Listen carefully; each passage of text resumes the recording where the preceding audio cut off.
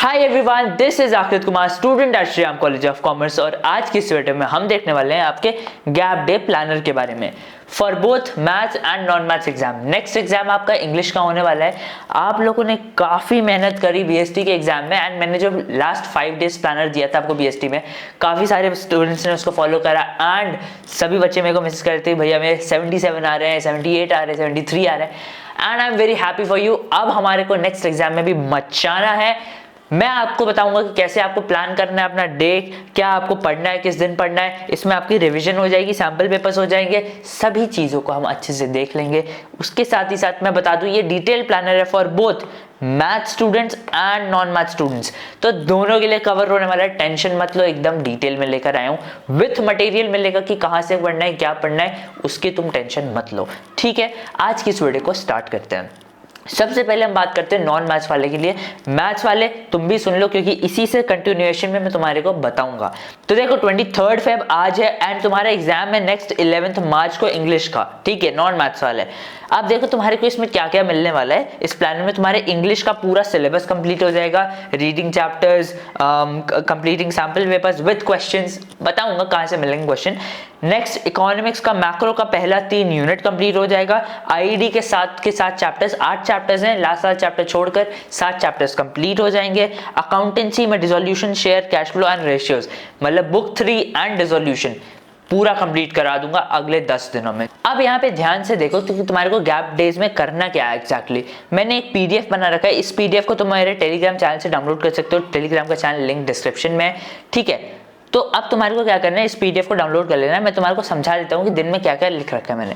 देखो सबसे पहले तुम्हारा जो टास्क होगा that is to read chapters and solve questions from important questions PDF. क्या दिन में सिर्फ 2 चैप्टर ही पढ़ने? हाँ जी, 2 ही चैप्टर पढ़ने हैं। तुम्हारे को इतना नहीं कि 5-6 चैप्टर पढ़ रहे दिन में, उतना नहीं करो यार। अपने ब्रेन को उतना भी कंटेंट मत दो जितना वो रेंडर ही ना कर पाए। तो दिन में हम सिर्फ 2 चैप्टर्स करेंगे, एक हमारा पोएम रहेगा और एक हमारा लेसन रहेगा। ठीक है, फुल चैप्टर।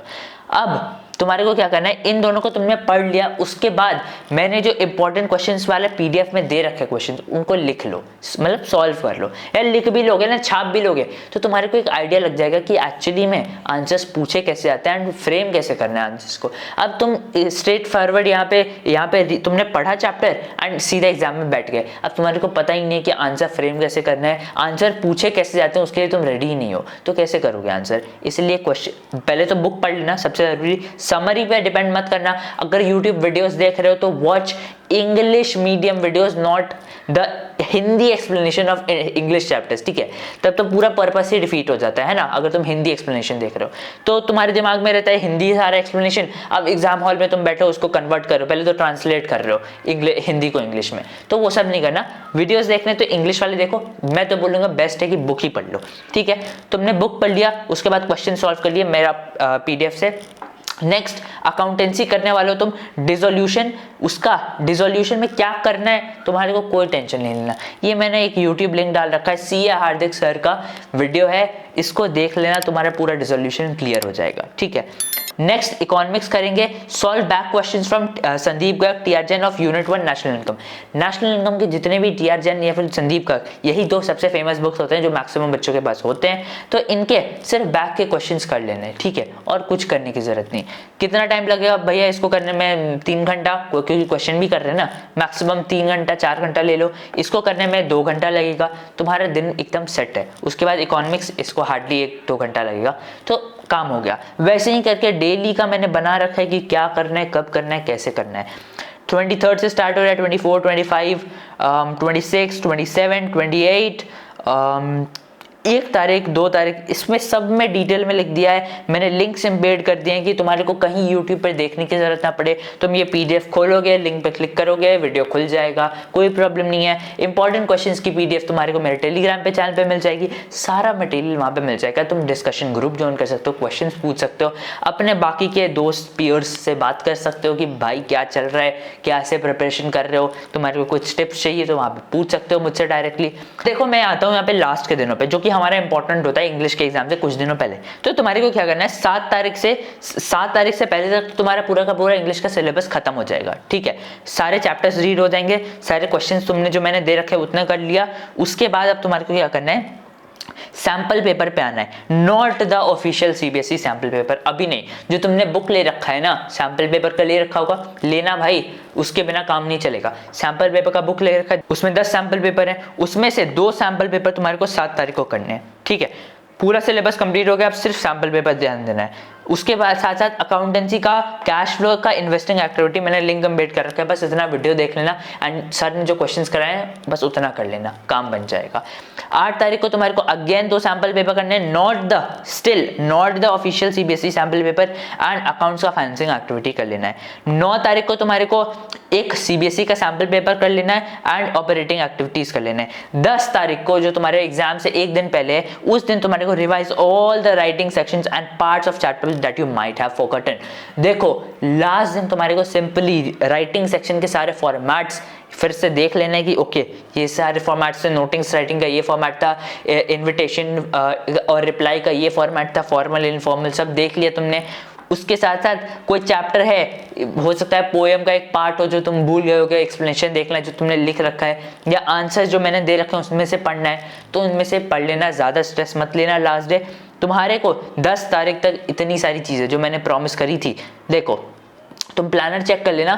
5 सैंपल पेपर तुम्हारे कंप्लीट हो गए, इकोनॉमिक्स का, मैक्रो का 3 यूनिट, आईडी का 7 चैप्टर कंप्लीट, अकाउंटेंसी का dissolution, share, cash flow, ratios complete. अब इसमें देख लो, मैं एक चीज़ और बता देता हूँ कि यहाँ पे मैंने शेयर्स सॉल्व शेयर्स डीपीपी लिख रखा है, तो ये डीपीपी तुम्हारे को मेरे ऐप पे मिल जाएगा अगर तुम मेरे ऐप पे हो तो, एंड अगर टेलीग्राम पे हो तो टेलीग्राम पे भी मैं पोस्ट कर दूंगा, कोई टेंशन लेने की बात नहीं है, तुम्हारे को भरपूर मटेरियल मिलेगा।